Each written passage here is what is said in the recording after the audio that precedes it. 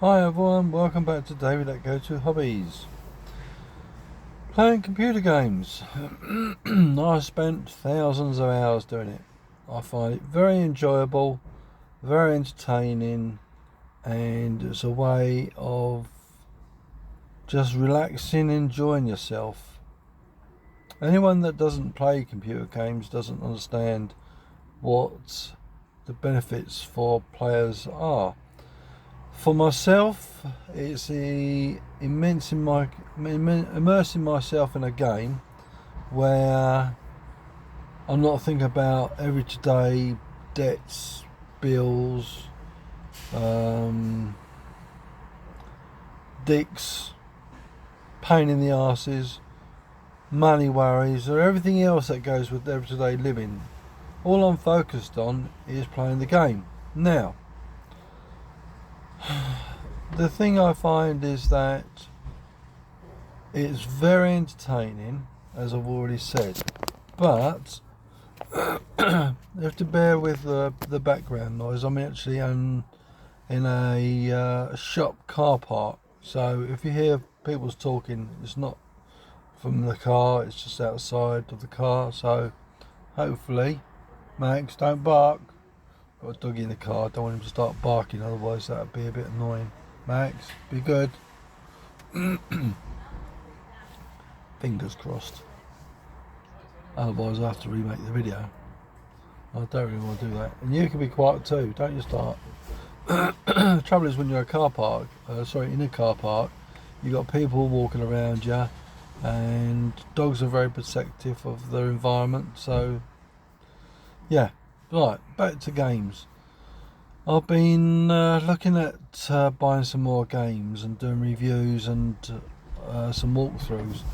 I've played uh, Sins of the Solar Empire, and been doing reviews of those. And I thought, well, what else can I do? I love World War II strategy games, so I bought Firefight, and it's been very entertaining. Actually, when I first got the game, I thought to myself, do I get my money back on it, or do I persevere it? And I'm glad I persevered with it, because it is bloody good. Bloody good. So I thought to myself, I want to get another game and start learning something about the Second World War and the First World War. So I thought about buying Strategic Command World War One and Strategic Command World War Two, and it'd be nice to see and learn about history, because in that aspect it teaches about who was commanding what army, what generals what generals were in command, and who was doing what, when they were doing what, if you see what I'm saying. So yeah, it'd be good to do.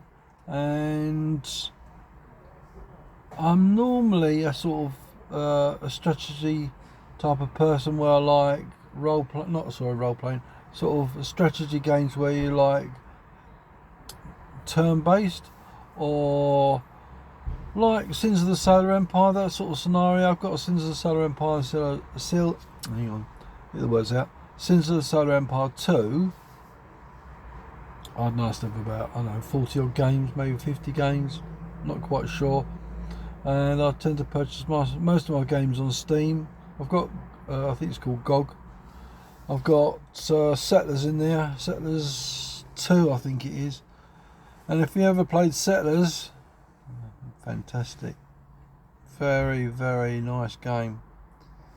And I think they spoilt it with the later editions, like 3, maybe 4, 5, and then just went pear-shaped.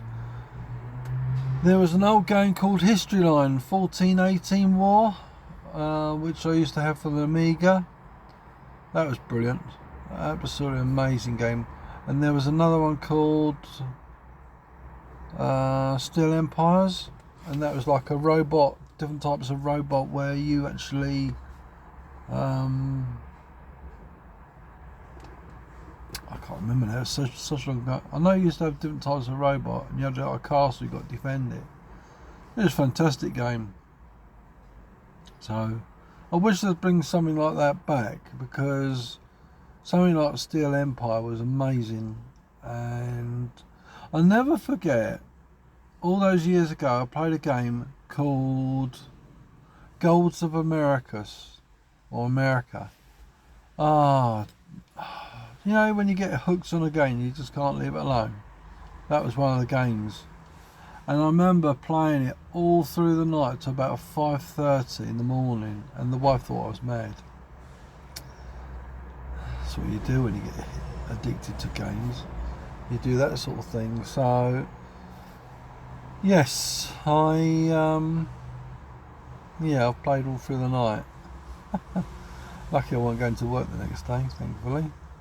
So yeah, I don't know how many hours I spent gaming, but a considerable amount. So if you can imagine, since having the first Amiga 500 Plus until up to date, I don't know. I mean, Sins of the Solar Empire probably clocked up near on 500 hours. And that's just that game, and other games have 300 or 400 hours on them. And then if you multiply by that by all the games I've got, and there's from when I started, it's going to run into tens of thousands of hours. A lot. Oh, excuse me. Now, what type of games interest you? Would you like me to do reviews of certain games? And I don't tend to do, I don't buy the ultra modern games unless it really is something that catches me eye, and I think to myself that that's a good game. I've bought games in the past, and I bought one the other day. I'm not going to tell you the name of the game, and I thought but it's been released, right? But the only thing is, it hasn't been fully developed. It's still like in early access, but people will say, you know what early access is like. Yes, but I had the same sort of scenario with another game that was released, and what happened was basically they're trying to get the game out, but they haven't done enough to it to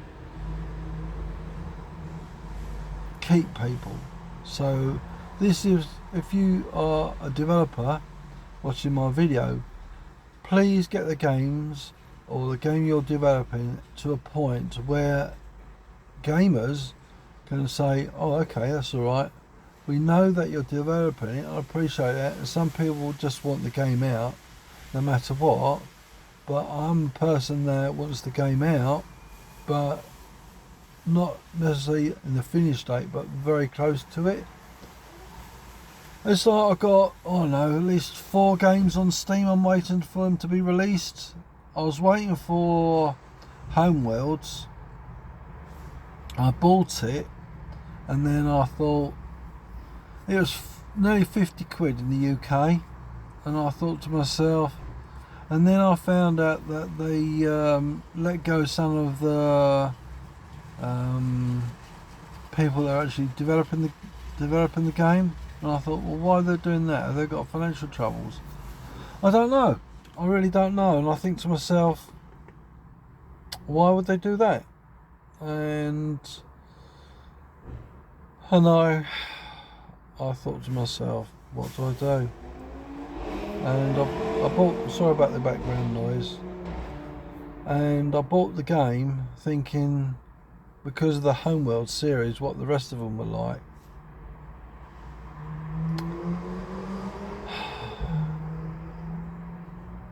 You know, when they make a series and they say all this and that, and it's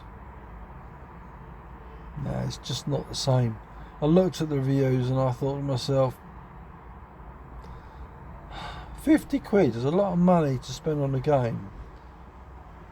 And if I bought something like Strategic Command or Command Strategy, whatever it is, and they do World War One Strategy Command and World War Two Strategy Command. And they do, I think they're about £35, and that's dear, but it's not dear. So the way I look at it is, you get what you pay for.